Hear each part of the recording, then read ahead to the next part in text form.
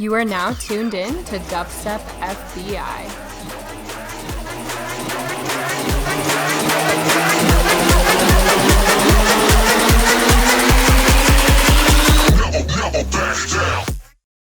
What is up, everyone? Welcome to another episode of the Filthy Beat Inspectors. I'm Yessie. I'm Chrissy. We got Hidden Hen today. What's up, you filthy beat inspectors of the world? You are now arrested by the FBI, so you're in custody. I hope you're okay with that. It's not the first time. Oh, damn. Maybe we have a few more questions to ask than we originally thought. Yeah. After the show, we'll talk about it. I'm just kidding. We'll keep it between us, all right? Yeah. I'm curious. Wait, so how did the name Hidden Hen come to be? I wish I had a really great story for you. I don't. I was just trying to find something that wasn't like consumed by everybody. Like, I didn't have to put like Hidden Hen 1 on this platform and Hidden for like, 64 on 69 on another platform. So I just went with that. There's no real, it's not like I like to be behind the scenes because I do and I don't, but like, I can appreciate either side of it. But I don't know why it ended up being hidden. It's the alliteration, I suppose. I like your beanie though. Fucking freezing. You guys see that? It's been cold as shit here. Yeah. I literally saw this at the store and I was just like, I can't walk out of the store without this beanie because literally me being a Californian and I don't know how I'm ever going to get used to the cold, but I'm always fucking freezing. Yeah. Anything under 60 degrees for me is just not, it's not cool. Yeah. It's very cool actually. It's cold. I just moved into a new apartment and I'm like super worried about what the XL energy bill is going to be like because I keep the heat on like 75 all day and I also have my space heater going off while I'm in meetings. 75? Holy shit. I know. Oh my God. I feel bad, but I don't like to wear wool socks throughout the day. So, sockless in the apartment. For sure. I got tuned into indoor socks, like the kind of loose, fuzzy ones. Ooh, it's so cozy. Just so cozy. But you're in LA, right? Yeah, but like I said, anything less than 63 degrees, I start, thinking about socks and sweaters, Dude, I saw it was like 80 degrees last weekend in LA. It was 80 degrees yesterday. And then today it was like, low 60s, mid 60s, something like that. Wow. Damn. Living the rough life, huh? I see. No, can't win them all. How long have you lived in LA for? I grew up here. Okay. I grew up here, and I was born in Oregon, but like my parents moved here when I was, I think, 2 or 3. So, I mean, for what it's worth, gotcha. I grew up in LA, and then I went to college in San Diego. So I was very much like a SoCal dude, SoCal guy. Oh, you're right in my backyard because I grew up in San Diego, and then I ditched SoCal to go to the 5280 Mile High City. Here we are. For sure. Yeah. Fucking freezing. Shredding the gnar.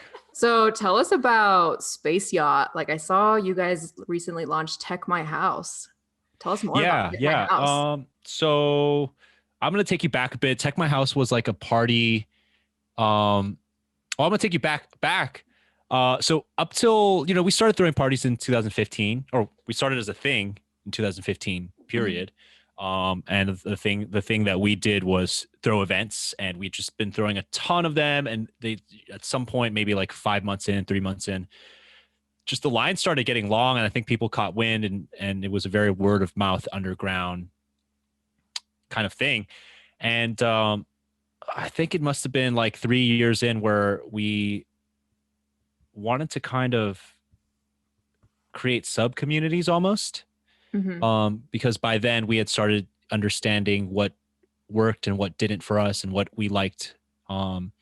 It's weird because it's like, when you book shows at clubs, it's not only about what you like, but it's about what you like and what works. So we were identifying things that like not only worked, but also we loved, and things that we loved, not only we loved, but also worked really well. So, that kind of, shortens the list a little bit. So house music had always been something that united everyone at Space Yacht. Like it was, the reason we came together. And obviously we like a bunch of other stuff, but it's a cool little story to tell. So when it came time to start themed parties, like, we just started making up random names in the office. And you know, like everything in Space Yacht, there's no like real crazy strategy. It's just like, hey, let's just try it. Like it's not that harmful. Like, you know, it's just fun, you know, just try it. And we did it. We called it Tech My House. And it's about, I think we were in the office just kind of like, you know, yeah, we like Tech House, but we also joke about it, you know, like with all the Tech House bros or like the rhythm thought or whatever you want to call it. You know, this is so derogatory stuff, but you know, people say it and, you know, we know it's there. So we were talking about Tech House and our music curation and Rami, London Bridge, my partner, was just like, well, you can Tech My House. And I was like, oh, Tech My House. Oh, girl. So we were just like, oh, let's just call the party Tech My House. So we called it that. And it stuck. And obviously it's about house music and it's roughly tech house driven. And there's some bass house, there's some melodic stuff in there. It's never so cut and dry. But that's how the brand, I guess, started. It was built off of that. So it had a sense of like kind of house purity to it. And so now that we're not throwing parties, we've been doing all these things that are just have nothing to do with even attempting to throw parties. It's just because like we just wanted to do different things and take advantage of this time to kind of get good at other things, to be honest. So one of those things was the label, and maybe how you may have interfaced with the brand Tech My House and how we're starting to evangelize to the world is like, yo, it feels weird. For the first time, we're not meeting people under the context of throwing an event and meeting them in line or shaking their hand at the front door. It is now like they're seeing me on Zoom or on Twitch and like they heard about this press release about a label compilation, and it's like, whoa, it's so different. So that's the origin of Tech My House. And, you know, we wanted to do what we always did, which was put, you know, mix in young artists with experienced artists and create a, you know, fresh and slightly alternative lineup. And we took that kind of mentality and put it on the label side, which is a slightly different skill set, but the attitude and desires and artistic and creative goals are roughly the same. And that's how Tech My House Volume 1 came to be. And so the afterthought of that is we're going to do, like, I'm a huge rhythm, dubstep, and kind of like space bass fan within Space Yacht, and like we're going to work on curating compilations of those. It just so happened, you know, we get a lot of material in the house world, and there was so much that was like, okay, this is undeniable, we have to do this. But you know, that's amazing. I love that. Yeah, that's the long and short of it, I suppose. Yeah, and then your Tune Reactor, that's how it came to be, right? Because you weren't doing that before, but now you're doing that 3 times a week.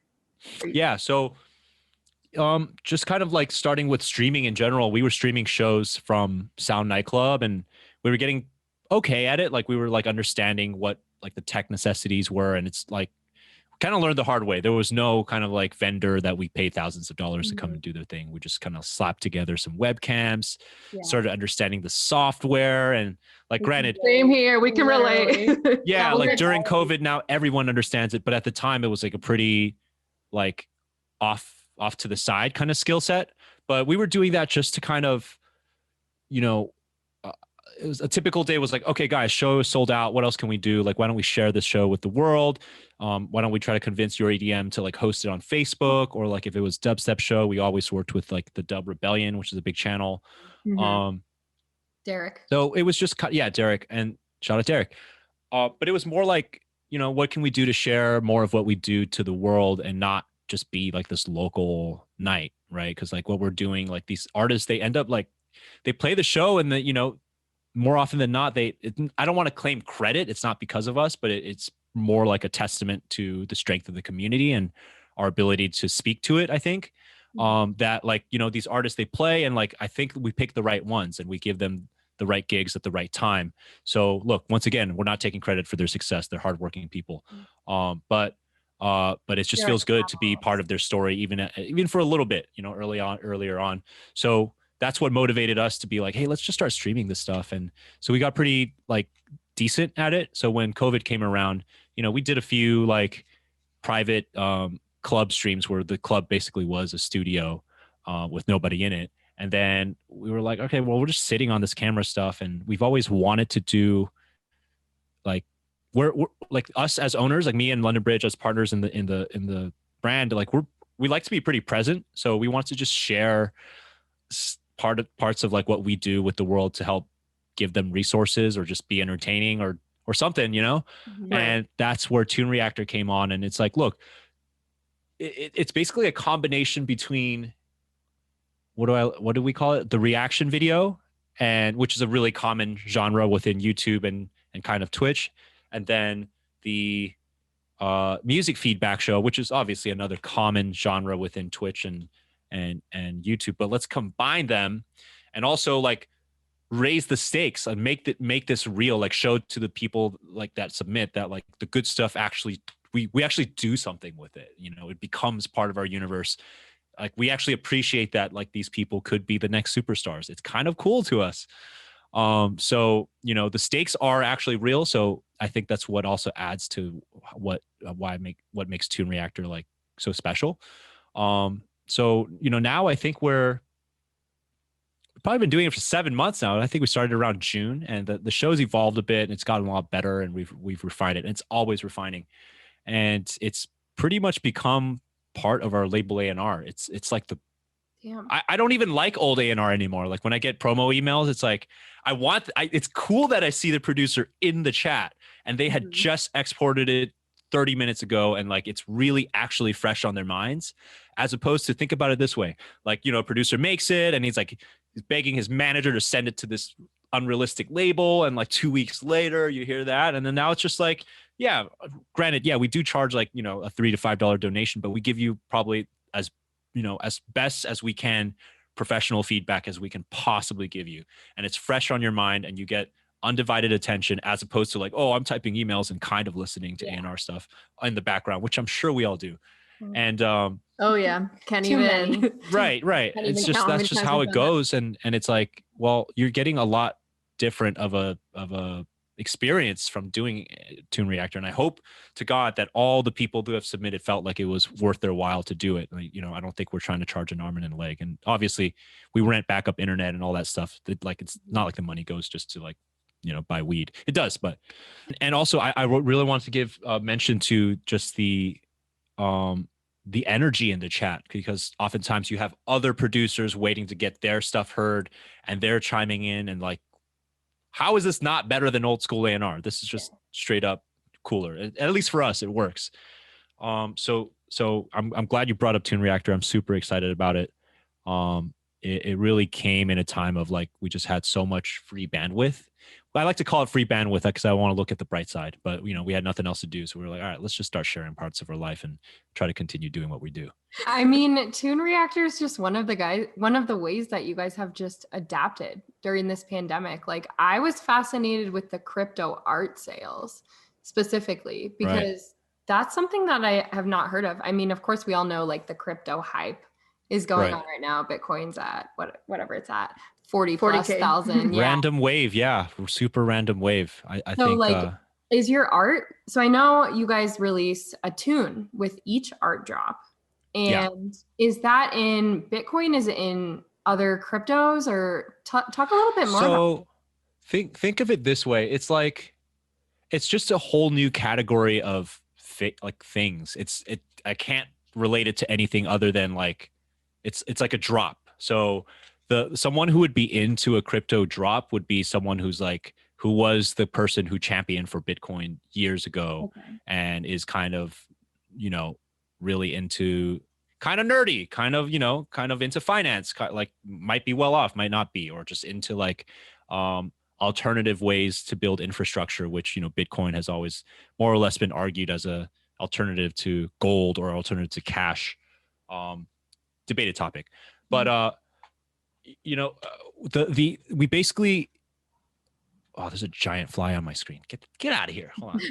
That was me earlier. I have a couple fruit flies flying around my new house because I have all these plants in there. Congrats on the new house. Swatting at them during a phone call. It's a warm house, I imagine, so the flies want to chill. Yeah. So think of it this way, like, we're not selling Bitcoin and we're not selling Ethereum, which is like, it's like, you know, British pounds and USD, you know, one of them would be this currency. It's all money, but we're not selling money. We're selling products that people can buy with either real US money, or if they have real Bitcoin money, they can use that to buy it too, like whatever currency. So, you know, it's hard for people to accept, I think, still. And people are broad, like this has been the time where people jumped in and started learning about it like the past few months, and it's super exciting. It's just an alternative, you know, like communication and value system, right? So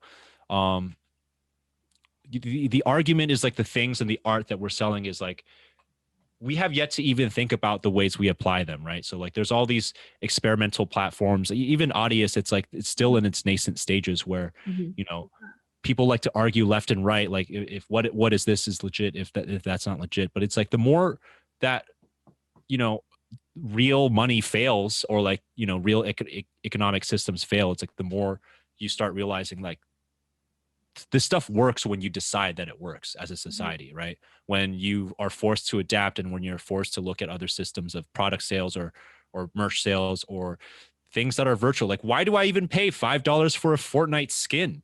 I just do it, you know, like why? Like, I don't know. I just do it. Like, it's cool. Like, it's part of my identity. And honestly, I talk about this a lot. COVID has made me not like real reality. Yeah. As much. I still like it as very much. Explain but more. It's made me, like, you guys have seen The Matrix. It's like, you know, in an old world, like it was such a damned idea where it's like, no, that's impossible. Like, but due to like after COVID, it's like, actually, I wouldn't mind like living in VR a little bit. You know, I know I can take the goggles off at any time. I don't have to like plug into my neck and brain, but like, I actually think it's kind of fun. You know, like I am looking into it, and like I would actually maybe go look at an art gallery in VR that has these art pieces that only, like, let's say because you bought it on this website, only you're allowed to enter, and be, like, this is basically your ticket into the art gallery. These technologies have yet to come up, so we're not claiming we know all the answers, and it's but we are saying we're very excited for new ways to consume media, new ways to buy and sell media. Whether or not you're a naysayer, look, we even have our doubts about it, but it's like, it's an interesting system that we'd like to learn about so that we can be the righteous proponents to it as opposed to abusers of it, right? So you can always take advantage of technology in a terrible way, or you could try to do it in a fun and cool, productive way. So it's crazy that COVID came, like, you know, hand in hand with this wave of crypto, because it's like, I guess I call it default reality has its limitations right now, you know. Look, I'm not a conspiracy theorist, all right? Like, I'm just like, you know, it really does. It's like we're now interested in experiencing things in different ways, and I'm just saying I would give it a chance. So I have to ask, do you own crypto? And if you do, which one do you recommend investing in? I have investments in Bitcoin right now. It has nothing to do with the NFT kind of crypto art. Right. It's more just kind of like, you know, sometimes like dudes be on Robinhood, you know, it's like a meme on Twitter. Girls be on CoStar and dudes be on Robinhood. It's like, oh, come on. Y'all sexist. But anyway, I do be on Robinhood. You guys got me there. Crypto's a hot topic in our, I like to say office, but there's no office anymore. In our Zoom office. So, you know, I kind of started reading up about it, and I have some cash in it, but it's like saying I invested in, you know, British pounds or whatever currency, and then I use that currency to, you know, buy stuff, crypto products that exist in virtual reality or exist on the blockchain. So it's actually two separate topics. There's virtual reality and there's like blockchain technology. And like, we're trying to merge those two, and then also merge it with real life. And like, you know, we come from a world of ticket sales and merchandising, and like kind of try to like, how do we move culture and commerce? Because I think, you know, there's an underlying argument that like culture and commerce tied together. You know, there's, you know, they don't really exist in a silo as much as we want them to, as much as our generation abhors commercializing things. There's so much that culture has to do with commerce and vice versa. So for us to just at least understand the mechanisms of which they're like traded and moved around and around the world, and what's the technology that powers them, it matters, you know? So that's why we're just like have some skin in the game and just try it out and like really understand the stakes of what might happen, not now, but like in the next 5-10 years. You keep mentioning this like Space Yacht office, and in my head, I'm envisioning this place in like downtown LA with like your whole team there with like a nice conference table and a projector. But tell us about the office. Do you guys have Zoom meetings every day, or like what is this office? Well, I saw on your Instagram that you shouted out your entire team, but you guys have never even like all been in one room, right? Yeah. So we have pre-COVID, we all met at my house basically. It is in LA. It is it's in Northeast LA, so right by Dodger Stadium. Oh yeah. So sorry, I forgot the question. Oh yeah. So we all met, like our marketing coordinator at the time sat at my dining table. I sat at the bar, and then, you know, London he was in and out. He's traveling, having phone calls and stuff. And then he'll be on the couch or next to me, collaborating on stuff. I'm starting to get to that point where I miss that collaborative, just like, you know, point at their screen. You know, hey, do this. Like, this is how you do this. It's like the pace of learning is a bit faster, but you also have the downside of like the commute. But so anyway, moving into the COVID space, like we do Google Meets every morning at like around 10 to 11 a.m. We have new team members focused on like working on our label, a publicist helping us, you know, evangelize for the label and like how it'll eventually tie back into the events that we'll eventually throw again. Kind of that. So yeah, we meet every day. We're on WhatsApp, just to give you guys an idea how we kind of like shred. Like I'm on WhatsApp looking at messages pop up right now. It is strange, but the cool thing is I don't miss the commute. I don't miss it at all. I do miss the kind of collaborative energy, because some of the things I do are pretty kind of like detailed. So, you know, it's kind of odd having to, oh, now it's my turn to share my screen. Can you stop sharing your screen so I can share my, come on. Right. That's how I feel. My boss makes us do 9 a.m.s every day on Zoom. And I'm just like, dude, we're not an agency, we're a university. Like, right. Like I'm trying to like show my staff how to do like these Excel thingies and like Photoshop things. And they're kind of like, it's not stuff you can just write down. So you kind of have to do the screen share, or like, you know, pray for one day when we can all collaborate in real time again. Do you have a team spread out across the country, or where is everyone? We have a pretty tiny team. So we've always had a pretty small and tight knit team. Like we like to, on the side of like fewer people doing more things than more people doing less things. I mean, we try to get as close as like a full-time job to someone as possible, as opposed to like someone like having to worry. Like I don't like the feeling of someone having to worry for their paycheck, even if they're working for us full-time. Like if we have enough work for them, like we'd prefer to do that, but they better be good at it. So the team, like most of us are in California. I mean, pre-COVID, everyone was pretty much based in LA, just because we threw events and it was like, it made sense for people working production, like door staff and like, you know, decorations and stuff. You kind of need to be around. But now our team is, you know, sort of predominantly in LA. Got one in NorCal. Our publicist is in Denver. But you know, I'm starting to realize they could be anywhere, you know.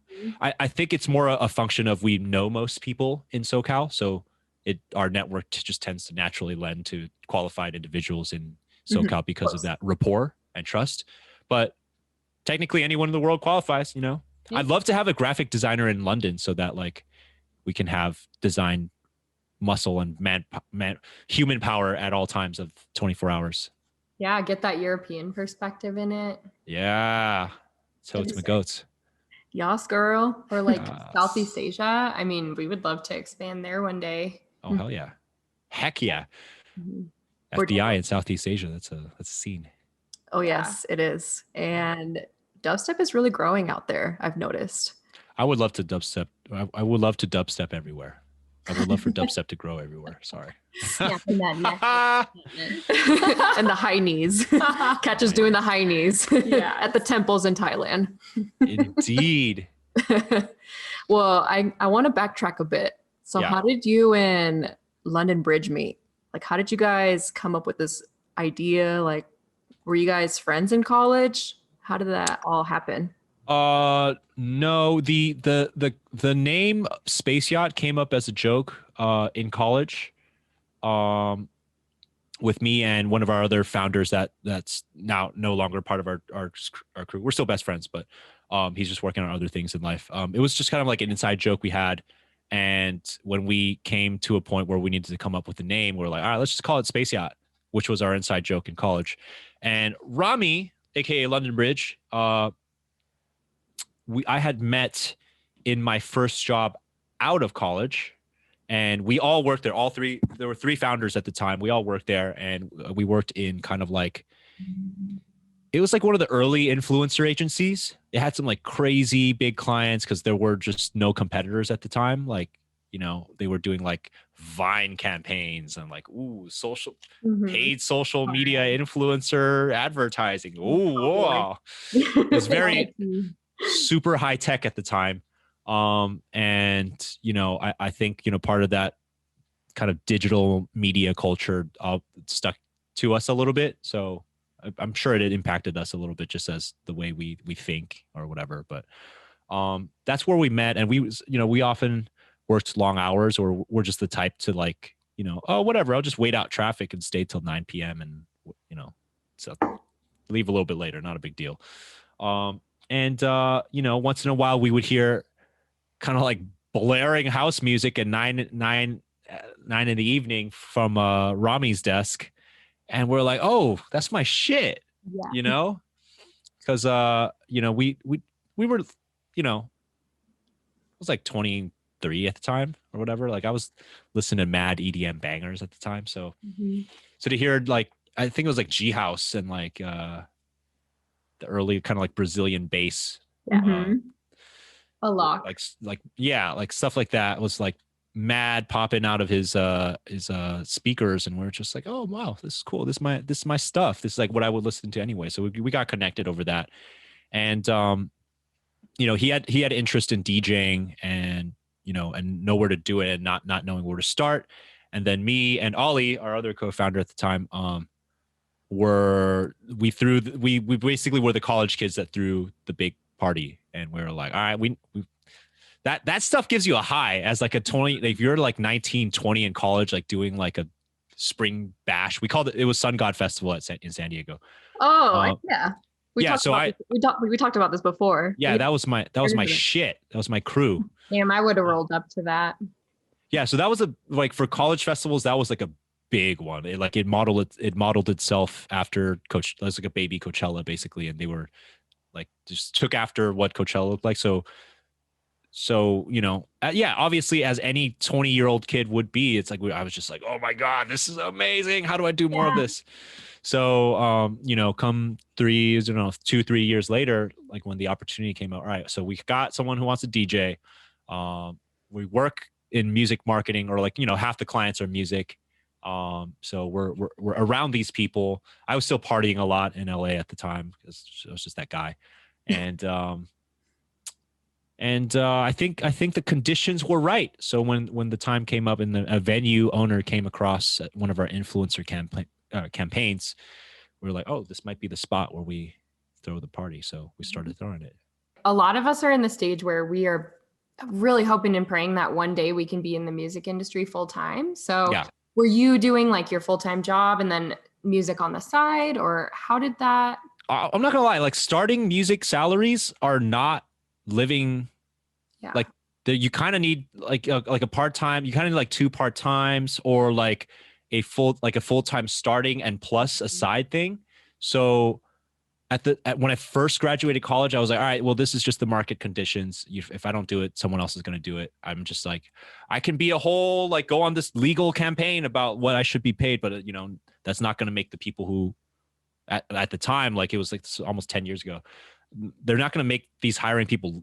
I'm not going to earn love by doing that. You know, like I'll change the generation for the next one, but I'm not going to do anything for myself. So I'm just going to low key, I just like put up with it. Wow. And I was like, I'm going to start something on the side.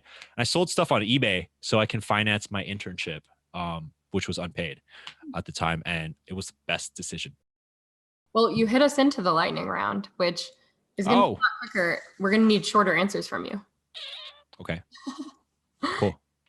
All right, I got this one. How many people are on your Space Yacht team? Jamie, Daniel, Rami, myself, Teresa, Aaron. There's 6. Damn. Diego, 7. Team, honestly. 7. No, it's awesome. It's a very small, intimate team. It is a very small team. Super small team. Everyone does everything. That's amazing. It's very chaotic. Anyway, sorry, lightning round. Lightning round. Back at it. So we already talked about this, but just to have it on record, when was Space Yacht founded? 2015, January. Who are your favorite artists right now? Bro. So hard. Oh my God, hold on. Let me pull up my SoundCloud. That's like telling Hidden Hen to pick his time's running. Shit. Shit. Time is ticking. You got 21 seconds. Oh no. You're under that's custody. Like telling me to pick my favorite kid. Now. Oh my God, oh my God, oh my God, oh my God, oh my God, oh my God. Nazar, Shade, VRG. Mm-hmm. Hell yeah. Yeah, that's 3. Am I only limited to 3? Yep. All right. Good job. Nazar, Thanks. VRG, Shade. Yeah. And y'all just dropped that VRG EP, which was Fuego. That's why we signed him. Because it's Fuego. Yes, sir. Love to see it. Shout out VRG. Yeah, big shout out. All right. I got to ask this. Okay. In-N-Out or Five Guys? In-N-Out. Thank you. Finally. Come on. It's animals. Get out of here. I get a lot of shit for it here in Colorado, given that I'm a Cali girl. People always give me shit about it. They're like, Whataburger is better or Five Guys is better. And I'm over here like, girl. What is you talking about? Freddy's is good too. Do you guys have Freddy's in Cali? No, I'd love to try it. I'll try it. Their fry sauce is really good. I'm not a burger elitist, but Freddy's, if I had to pick, I'll pick. My first job was flipping burgers, so I'm a burger snob. Flipping burgers is a hard job. Mm-hmm. Flipping the Krabby Patties? Yeah. Well, I was making Krabby Patties in Bikini Bottom over there in Lakewood. People order our patties. Poop. Poop. Poop. Oh, God. The poop jokes are like a constant thing sometimes. And I don't know if I'm immature or if it's just like a joke. It's just how adulting be. Oh, God. 2021. Love to see it. Oh, man. Okay. Spotify or SoundCloud? SoundCloud. Oh. SoundCloud, bro. That's where I get the IDs. Oh, okay. Yeah. Okay.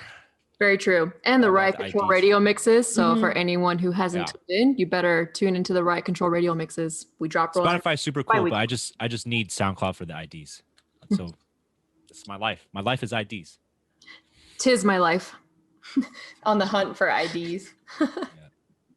All right. True. So if you had to give a ballpark, how many demos have you listened to? Just from your Twitch streams. Love the sunglasses. Just have to mirror my. Yes. The hater blockers. Probably like over 2,000, over 3,000 now. Pretty sure over 3,000. God damn, brother. Holy. Probably go through 500 a month. Yeah. I'm not kidding. So yeah, we've been militant about our demo listening. That's why we're getting such fire records. Let's go. Mm-hmm. Love to see it. Well, Hidden Hen, it's been a pleasure chatting with you today. Do you have any last words? Before we rip your spine out, finish him. It's like, what? Do you have any last words before we kill you? Exactly. Well, no, I'm excited to see all the other interviews you have coming up. Tune into DUBSTEP FBI, Filthy Beat Inspectors. Honestly, I'd love to have you feature on the Tune Reactor show, just to kind of like, listen to some tunes. So I would love to do that. I love hearing IDs. Yeah, we would love to. Mm-hmm. Yeah. Let us know. So there you go. So I'll also use that as an opportunity to plug our Twitch show Monday, Wednesday, Friday. You'll know the time. Just go to our Twitch. That's it. gonna keep it simple. Yeah, there you go. Get back to your days, get back to your nights, and keep doing you. Yep. You do you, boo. You keep everyone watching the show. Keep doing you. You got to keep doing you.